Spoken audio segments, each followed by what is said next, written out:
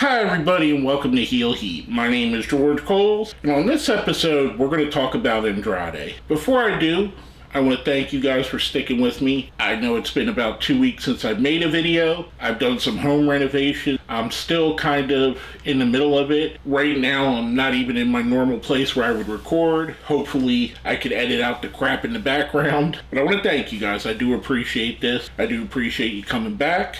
Or if it's your first time, welcome. Now what I want to talk about is Andrade.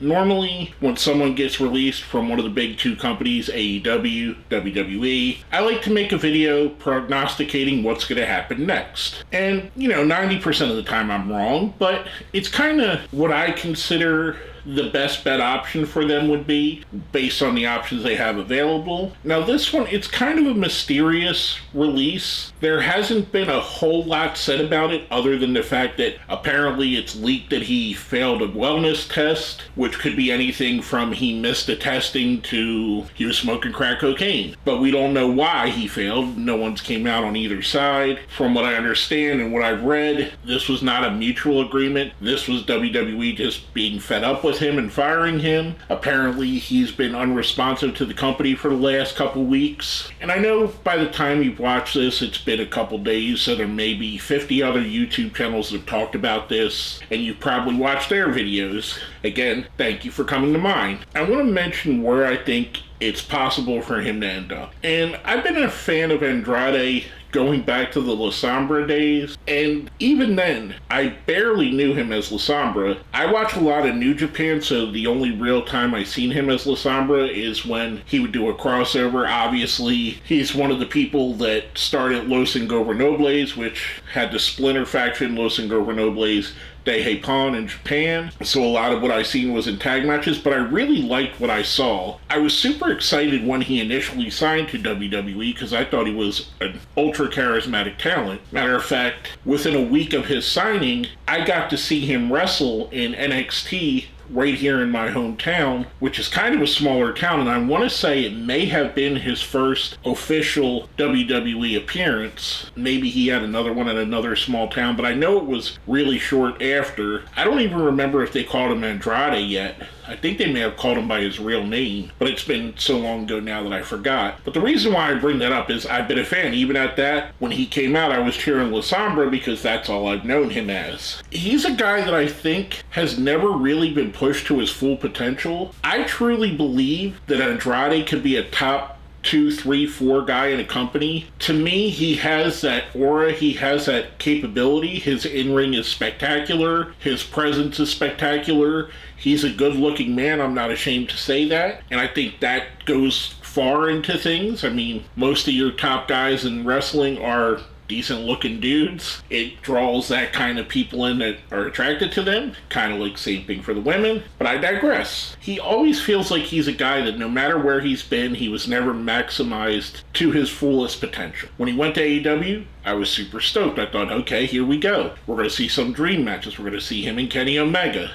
We're going to see him and Cody Rhodes, who was there at the time. We're going to see him with guys like Swerve Strickland or Moxley or whoever else you want to put in there from the AEW card. And we'll see him climb the ladder. And I actually think his AEW run kind of got hampered where I think a lot of people's AEW run got hampered. Going back to the CM Punk incident where, and I know it's been covered a billion times, and this is my take on it. I actually, over the last 2 years or so, have made several scripts for a video specifically talking about this, but I just don't feel like it's a positive thing. So this is my opinion, and I'm going to cut that down to like a short version. If you remember, towards the end of CM Punk's run, they started Collision, and there was basically like 2 different shows where wrestlers wrestled on either Dynamite or Collision, kind of like Raw and SmackDown, and they were going to be treated equally, and CM Punk kind of had control over Collision. And I know that Andrade was one of the guys that was brought to Collision, and I think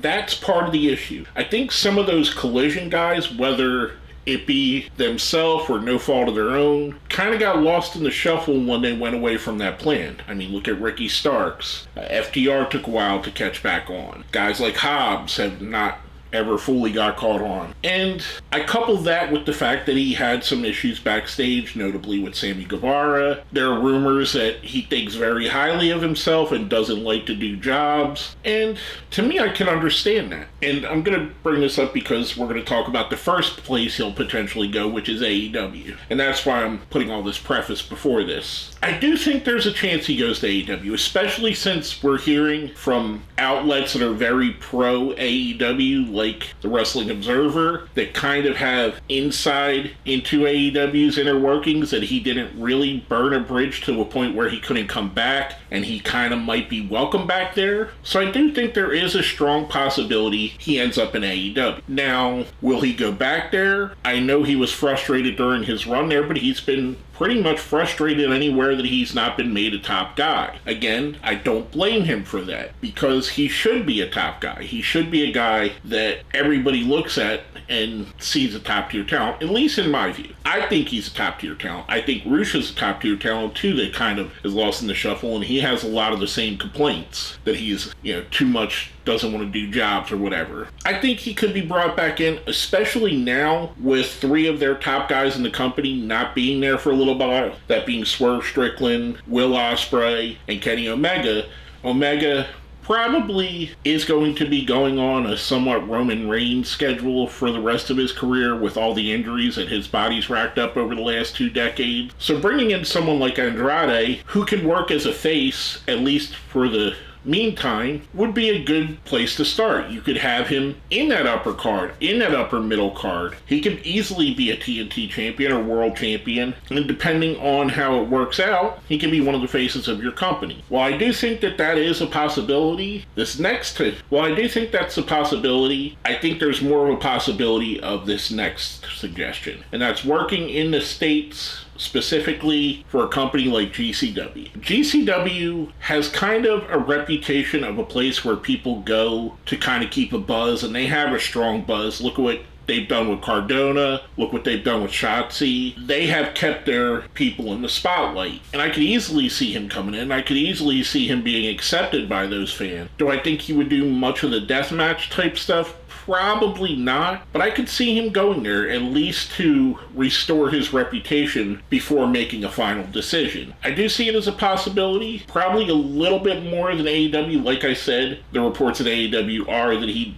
kind of be welcome back, but I still have a feeling that there may have been a burnt bridge there with the way he left. Reportedly, he told him he would sign a contract and then he didn't, and with the issues he had with Sammy specifically. So I could see him doing a GCW run to kind of restore his image. Now, this last option, this is where I think he will go. I think he will sign one of those 50-50 contracts, kind of like Takeshita has now. Well, Takeshita has a 33-33-33 contract with DDT, New Japan, and AEW. But for Andrade, I think he'd sign a contract that's a 50-50 between CMLL and New Japan. And the reason I say that is he's a huge star in CMLL. And if I'm correct, which I might be wrong, don't quote me on this, I want to say he still lives in Mexico. I believe when him and Charlotte were married, we seen a lot of pictures of them in Mexico. So why not work for CMLL, who is on a hot streak, who is right now arguably as hot as they've been in the last 20 years. Also, another company that kind of is hurting for top tier talent right now is New Japan. With all the people that have exited over the last couple of years, Kenny Omega, Jay White, Kazuchika Okada, Tetsuya Naito. At the end of the year, Tanahashi's retiring. There's not a whole lot of top tier talent there, and it seems they're struggling a little bit to get some of the younger guys to break into that upper echelon. Although I do think they have some great younger talent there. Ren Narita, Yuya Uemura, and Yota Tsuji stick out to me like sore thumbs. They should be pushed to the top really quickly, in my opinion. I think they're all excellent. But in the meantime, we need some talent there. And that's where I think Andrade could be a great fit. He could help bridge that gap between Tanahashi leaving and the younger talent being ready to take over. Something like a feud with him and Yota Tsuji makes a lot of sense, or him and Gabe Kidd makes a lot of sense, with them kind of being the next generation. Tsuji being part of LIJ, which again is an offshoot of Los Ingobernables. I could see that, even though there's no LIJ anymore. But you get what I'm getting at. So in my opinion, I think he does sign a contract with CMLL, and I think it'll be a split contract where he could work both CMLL and New Japan, which also kind of opens the door with all the cross promotion they do with AEW for him, in my opinion, to build up that connection with AEW again. I'm excited to see where he goes. I hope the wellness thing was more of a he missed a testing than an actual he got hit for something. And if he did get hit for something, I hope he gets the help he needs, or maybe it was just during a time when he was going through a divorce and kind of struggling, which we could all understand. But I'm very excited to see where he goes. The guy's still only 35, which seems crazy because I feel like he's been around for like 20 years now. He has a lot of good top-tier years left in him, and I'd love to see him be used to his full potential. I'm a fan. I'm going to follow wherever he goes. I hope you do too. Let me know down here in the comments what you think. Where do you think his best fit is? Do you think it's CMLL? Do you think it's AEW? Do you think TNA possibly? I know WWE there were rumors that he would be part of their AAA stuff, but he didn't kind of want to do it. This is all rumor, so take it as a grain of salt, and I don't remember who to quote it from. But I know I remember reading rumors that he didn't want to do AAA because of his connections with CMLL, which, again, makes sense why I picked that as his top choice. Let me know what you guys think. I do want to mention something else here. For you guys that come to my videos, enjoy my videos, like my videos, I want to thank you again, like I said in the beginning, for sticking with me. There is one thing I want to bring up. There's a newer feature, or newer to me feature, on YouTube called Hype. If you see the option under my video, what that does is for a smaller creator like myself, that kind of levels the playing field. If people hype our videos, which you get 3 hypes a week, I believe is what I read. If you hype one of my videos, it tells the algorithm to push it more than just a like would or more than just a share would, which I still want you to do as well if you so feel like it. But if you could, and you feel like helping me out, click on that hype button. Get these videos out in front of more faces. I want to make this more than what it is, this channel that is. I want to do more videos, and to do that, unfortunately, I have to make a little bit more money, so that way I could justify maybe cutting back my real job hours, or, dream scenario, quitting my real job altogether, which would be a long way away. Trust me, YouTube at my level does not pay anywhere near the fact where I am ready to quit my job. But anyway, I'm rambling on about this. Please, if you do like this and you have them available, click a hype for me. I would definitely appreciate it. It doesn't have to be on this video. It could be on any of my videos. Let's get them out there. Let's get some fresh eyes in front of them. Let's grow this fan base, because I have a bunch of things I want to do, and I want to be more of a daily poster. I want to have 7 videos out a week like some channels do, like What Culture or Cultaholic or Going in Raw does. And I want to bring other people in. I want to have other faces in here. Not that I would leave. I would have them as co-hosts. And maybe on some shows, just them. Again, I know I'm rambling, so I'll go ahead and cut this a bit short. I want to thank you all again for watching my videos. My name is George Coles, and you've been watching Heel Heat.